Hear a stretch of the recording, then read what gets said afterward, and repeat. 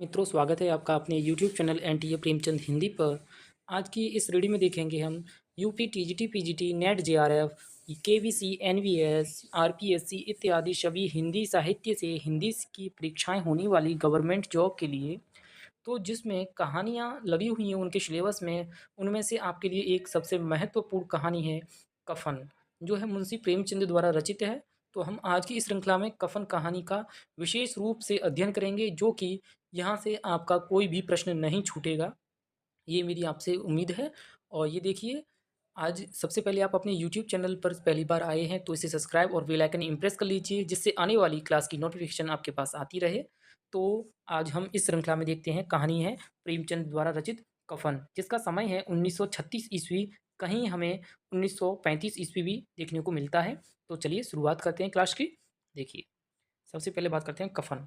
कफन कहानी, कफन है जो कहानी है मुंशी प्रेमचंद द्वारा रचित है। देखिए, कहीं इसका 1936 है, कहीं 1935। ये आपको याद रखना है, क्योंकि डॉक्टर रामचंद्र तिवारी द्वारा हिंदी साहित्य का गद्य इतिहास, उसमें 1935 नहीं बल्कि 1936 समय दिया गया है। ये आपको याद रखना है 1936, क्योंकि हिंदी साहित्य का गद्य इतिहास डॉक्टर रामचंद्र तिवारी द्वारा रचित है। उसमें उन्होंने समय कफन का 1936 बताया है। ये आपको विशेष याद रखना है। और मुंशी प्रेमचंद का समय देखें तो हम 1880 से लेके 1936 का इनका समय रहता है मुंशी प्रेमचंद का। ये आपको याद रखना है, ठीक, क्योंकि क्रम में प्रश्न लगाने के लिए आ जाता है कि किस लेखक का जन्म और किस रचना का समय क्या है। तो इस तरह से आपको विशेष रूप से याद रखना है। कफन का समय क्या हुआ 1936, तो कहीं 1935। तो जो 1936 है वो सर्वमान्य है। और प्रेमचंद का जो समय है, मुंशी प्रेमचंद का, इनका जन्म 1880 में होता है और 1936 में इनका मृत्यु हो जाता है, निधन हो जाता है। अब देखिए, देखिए कफन कहानी के रचनाकार हैं प्रेमचंद या मुंशी प्रेमचंद, जैसे बोल सकते हैं आप। अब देखिए, मूलतः उर्दू में रचित कहानी, उर्दू में दिसंबर 1935 में, ये मूलतः क्या है, उर्दू में रचित कहानी और उर्दू में दिसंबर 1935 में जामिया नामक पत्रिका में प्रकाशित हुई। तो सबसे पहले ये उर्दू में जामिया नामक पत्रिका में सबसे पहले कब प्रकाशित होती है, ये होती है 1935 ईस्वी में। ये है, देखिए 1935 में जामिया नामक पत्रिका में कफन कहानी सबसे पहले प्रकाशित होती है। ये आपको पता रहना चाहिए। अब अगला जो बिंदु है इसमें देखें, हिंदी में जो, अब ये देखिए पहले ही उर्दू में तो कब हुई थी, 1935 में जामिया नामक पत्रिका में सबसे पहले प्रकाशित हुई। ये आपको याद रखना है। और हिंदी में जब ये कहानी कफन, जब ये रचित हुई, प्रकाशित हुई, ये अप्रैल 1936 में चांद पत्रिका में प्रकाशित होती है। कफन कहानी 1936 में चांद पत्रिका में, ठीक। इससे पहले 1935 में जामिया नामक पत्रिका में प्रकाशित हुई। अब देखिए, कफन, कफन और विशेष रचनाएं 1937 में कहानी संग्रह में संकलित है मुंशी प्रेमचंद का।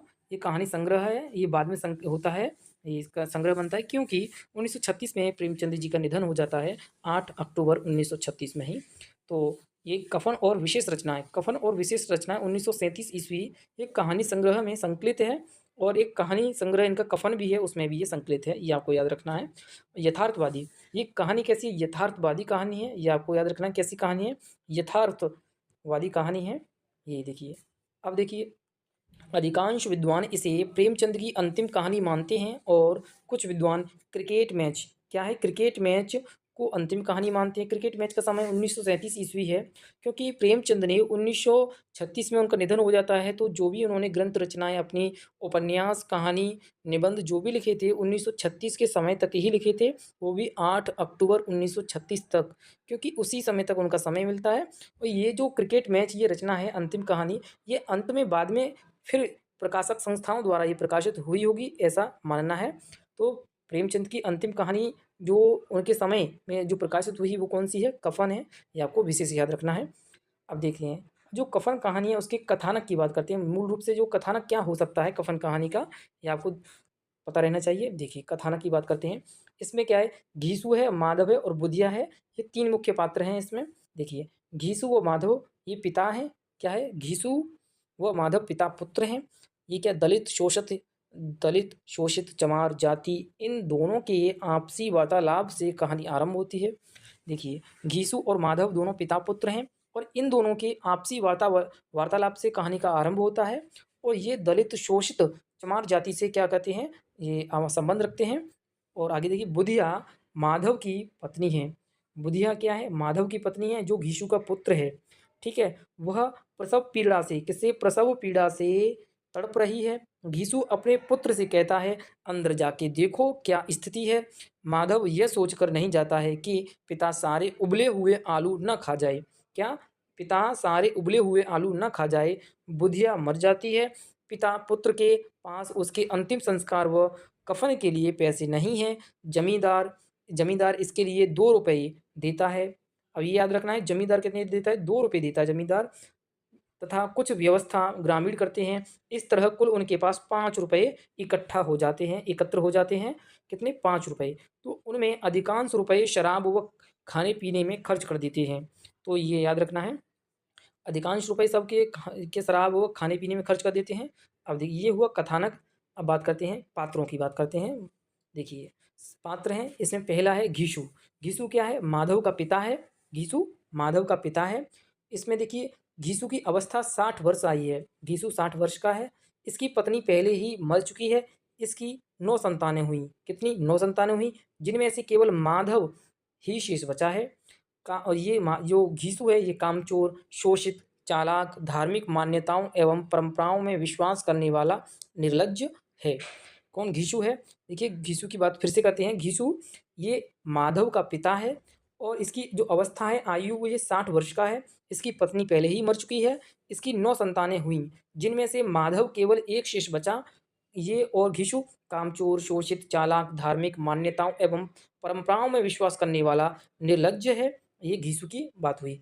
अब देखते हैं माधव। माधव क्या है, ये घीसू का पुत्र है और वो ये बुधिया का पति है। घीसू माधव का पुत्र है और ये बुधिया का क्या है, पति है माधव। ये आपको याद रखना है। और ये कामचोर, निर्लज्ज, वही इसकी भावना है इसमें। जैसे कि पिता का जो प्रभाव है इसके पुत्र पे भी दोनों का बराबर रहा है। जैसे कि घीसू कामचोर, शोषित, चालाक, धार्मिक मान्यताओं एवं परंपराओं में विश्वास करने वाला निर्लज्ज है, वहीं माधव भी कामचोर, निर्लज्ज है। ये आपको याद रखना है। अब देखते हैं, अब देखिए बुधिया। जो बुधिया है, बुधिया की बात करें, बुधिया माधव की पत्नी है। ये आपको पता रहना चाहिए, माधव की पत्नी है। घर को संभालने वाली, विवाह के 1 वर्ष उपरांत प्रसव पीड़ा से ग्रस्त व मृत्यु, मौन पात्र। देखिए, सबसे पहले मौन पात्र इसमें बुधिया ही है और ये प्रसव पीड़ा से क्या करती है, ग्रस्त होने के कारण इसकी मृत्यु हो जाती है। इसके समय, विवाह के समय को 1 वर्ष हुआ है। इसका विवाह हुआ है माधव और बुधिया का 1 साल हुआ है, जिसमें ये घर संभालती है अच्छे से और क्या करती है, प्रसव पीड़ा से आगे चल के पीड़ित रहती है। तो वहीं इसके आगे चल के मृत्यु हो जाती है। और इस कहानी में, कफन कहानी में, जो बुधिया है ये मौन पात्र है। ये आपको याद रखना है। अब देखिए, अब इसमें अगला पात्र है जमींदार और आगे मिलता है हमें एक भिखारी। क्योंकि जब ये कफन के लिए गाँव वालों से, जमींदार से कुछ पैसे इनको एकत्र हो जाते हैं, तो ये जब जाते हैं बाज़ार में, दुकान से कुछ खाते हैं, शराब और जो भी खाते हैं, वहाँ एक भिखारी से इनकी मुलाकात होती है। वो उसको खाने के लिए भी दे देते हैं। तो ये बात, ये कफन में जमींदार हुआ, कफ और भिखारी हुआ, बुधिया हुई और माधव, घीसू, ये कुल मिलाकर के 5 पात्र हमें विशेष रूप से देखने को मिलते हैं। अब देखिए, अब कहानी है, इसका उद्देश्य की बात करते हैं। कहानी के, कफन कहानी के उद्देश्य की बात करते हैं। कफन अति यथार्थवादी कहानी है। ये आपको याद रखना है। ये कहानी कैसी है, यथार्थवादी कहानी है। इसका मुख्य उद्देश्य शोषण के कारण नष्ट होती मानवीय संवेदनाओं का चित्रण करना है। जो इसका मुख्य उद्देश्य है, शोषण के कारण नष्ट होती मानवीय संवेदनाओं का चित्रण करना है। ठीक। अब देखिए, अगला इसमें उद्देश्य में बिंदु आता है, सामंतवाद व पूंजीवादी व्यवस्था पर प्रहार किया गया है। इसमें क्या किया गया है, सामंतवाद व पूंजीवादी व्यवस्था पर प्रहार किया गया है। अगला देखिए, इसमें बिंदु आता है, शोषण एवं गरीबी से उत्पन्न अकर्मण्यता एवं लापरवाही का चित्रण इसमें देखने को मिलता है। कफन कहानी में शोषण एवं गरीबी से उत्पन्न अकर्मण्यता एवं लापरवाही का चित्रण हमें इसमें देखने को मिलता है। आगे कफन कहानी के उद्देश्य में देखें तो सामाजिक व्यवस्था, सामाजिक विषमता और सामाजिक मान्यताओं के प्रति विद्रोह का स्वर है इसमें। ठीक, ये याद रखिए। ये हुए कहानी के उद्देश्य के संबंध में कफन कहानी के। अब देखते हैं कफन कहानी में आलोचकों की जो मत हैं, आलोचकों की राय है, क्या है। सबसे पहले डॉक्टर नामवर सिंह। डॉक्टर नामवर सिंह ने कफन कहानी के संदर्भ में क्या कहा है, ये आपको विशेष ध्यान रखना है। ये देखिए, कहते हैं डॉक्टर नामवर सिंह कफन कहानी के संदर्भ में, कफन कहानी कफन कहानी एक असफल कहानी है। क्योंकि इसमें घटनाओं का संयोजन वास्तविकता के अनुरूप नहीं है। यह कैसे संभव है कि ग्रामीण परिवेश के मानवतावादी मूल्यों में आस्था रखने वाले भोले-भाले ग्रामीण बुधिया की प्रसव पीड़ा के दौरान सहायता न करें? वह रात्रि के समय में बुधिया के अंतिम संस्कार का चित्रण भी हास्यास्पद है। इसमें जाति विशेष के लोगों को अकर्मण्य बताना भी उचित नहीं है। ये डॉक्टर नामवर सिंह कहते हैं। आप फिर से देखिए डॉक्टर नामवर सिंह का क्या कहते हैं कहानी की कफन कहानी के संदर्भ में। डॉक्टर नामवर सिंह, कफन कहानी एक असफल कहानी है। डॉक्टर नामवर सिंह ने कफन कहानी को एक असफल कहानी माना है। ये आपको याद रखना है, क्या असफल कहानी माना है? क्योंकि इसमें घटनाओं का संयोजन वास्तविकता के अनुरूप नहीं है। यह कैसे संभव है कि ग्रामीण परिवेश के मानवतावादी मूल्यों में आस्था रखने वाले भोले-भाले ग्रामीण बुधिया की प्रसव पीड़ा के दौरान सहायता न करें? वह रात्रि के समय में बुधिया के अंतिम संस्कार का परिचय या चित्रण भी हास्यास्पद है। इसमें जाति विशेष के लोगों को अकर्मण्य बताना भी उचित नहीं है। ये डॉक्टर नामवर सिंह का कहना है कफन कहानी के बारे में। आप देखते हैं राम स्वरूप चतुर्वेदी। जो राम स्वरूप चतुर्वेदी हैं कफन कहानी के संदर्भ में कहते हैं, देखिए राम स्वरूप चतुर्वेदी, कफन में गरीबी और मनुष्यता की लड़ाई में मनुष्यता हार गई है। कितनी अच्छी बात कही है। देखिए डॉक्टर राम स्वरूप चतुर्वेदी बताते हैं कि कफन में गरीबी और मनुष्यता की लड़ाई में मनुष्यता हार गई है। देखिए कफन में क्या हुआ है? गरीबी और मनुष्यता की लड़ाई में मनुष्यता हार गई है।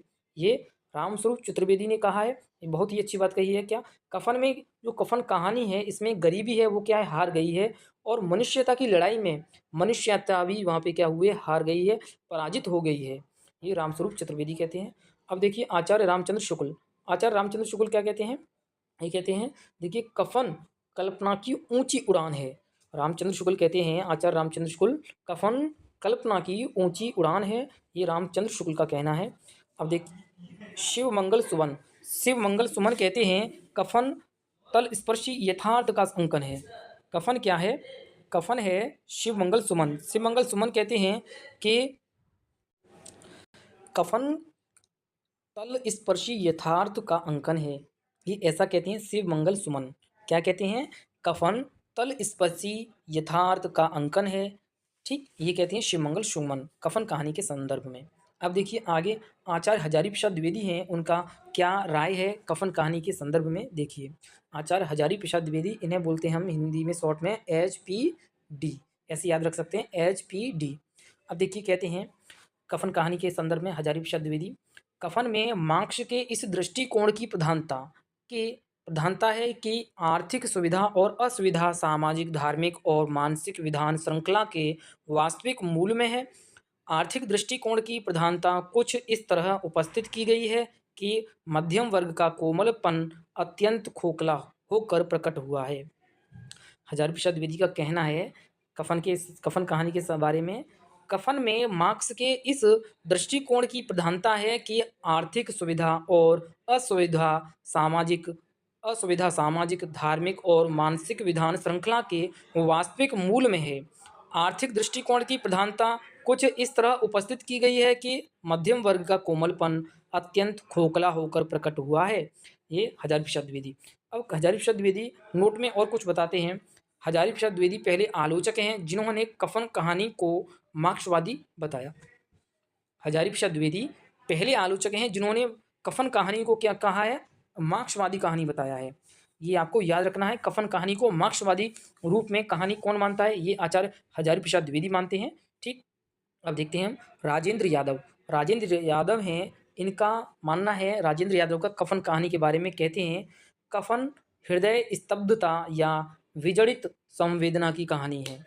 क्या राजेंद्र यादव कहते हैं कफन कहानी के संदर्भ में, कफन हृदय स्तब्धता या विजड़ित संवेदना की कहानी है। ये कहते हैं राजेंद्र यादव, कफन हृदय स्तब्धता या विजड़ित संवेदना की कहानी है, ऐसा राजेंद्र यादव का कहना है। अब देखिए कमल किशोर गोयन का, ये है सबसे महत्वपूर्ण और सबसे इम्पोर्टेंट, क्योंकि यहाँ इन्होंने मुंशी प्रेमचंद पर सबसे अधिक रिसर्च किया है, तो वो है कमल किशोर गोयन का। इन्होंने सबसे ज़्यादा प्रेमचंद पर रिसर्च किया है, तो इनका कथन तो देखना ही जाहिर है और सबसे महत्वपूर्ण भी होता है। क्योंकि कफन कहानी के संदर्भ में कहते हैं कृष्ण गोयनका, क्या कहते हैं, कमल किशोर गोयनका। कफन कहानी प्रेमचंद की ही नहीं, भारतीय कहानियों में सबसे अधिक विवादास्पद तथा उत्तेजित करने वाली कहानी रही है। देखिए, कमल किशोर गोयनका कहते हैं कफन कहानी प्रेमचंद की ही नहीं, भारतीय कहानियों में सबसे अधिक विवादास्पद तथा उत्तेजित कहानी करने वाली कहानी रही है। ये कमल किशोर गोयनका का कहना है। अब देखिए अज्ञेय, अज्ञेय है, अज्ञेय का नाम आप कमेंट बॉक्स में पूरा लिखिए, क्या उनका पूरा नाम है, ठीक। और इनके समय भी लिखिए, समय कब है इनका, कब जन्म होता है, कब निधन होता है, ठीक। अब देखते हैं हम अज्ञेय, अज्ञेय की क्या राय है कफन कहानी के बारे में। अज्ञेय कहते हैं कफन कहानी शोषण के कारण जड़ होते होते हृदय एवं टूटते मानवीय मूल्यों की कहानी है। देखिए आगे बताते हैं, कफन कहानी शोषण के कारण जड़ होते हृदय एवं टूटते मानवीय मूल्यों की कहानी है। घीसू व माधव की नैतिकता ही नहीं मरती, अपितु उनके माध्यम से शोषण एवं पूंजीवाद के दुष्परिणाम स्वरूप संपूर्ण समाज से नैतिकता के विघटन का मर्मस्पर्शी चित्रण इस कहानी में हुआ है, ऐसा अज्ञेय का कहना है। क्या कहते हैं अज्ञेय, कफन कहानी शोषण के कारण जड़ होते हृदय एवं टूटते मानवीय मूल्यों की कहानी है। घीसू व माधव की नैतिकता ही नहीं मरती, अपितु उनके माध्यम से शोषण एवं पूंजीवाद के दुष्परिणाम स्वरूप संपूर्ण समाज से नैतिकता के विघटन का मर्मस्पर्शी चित्रण इस कहानी में हुआ है, ऐसा अज्ञेय कहते हैं। अब देखिए, कहानी के तत्वों के आधार पर कहानी की समीक्षा करते हैं। कहानी के तत्वों के आधार पर कफन कहानी की समीक्षा।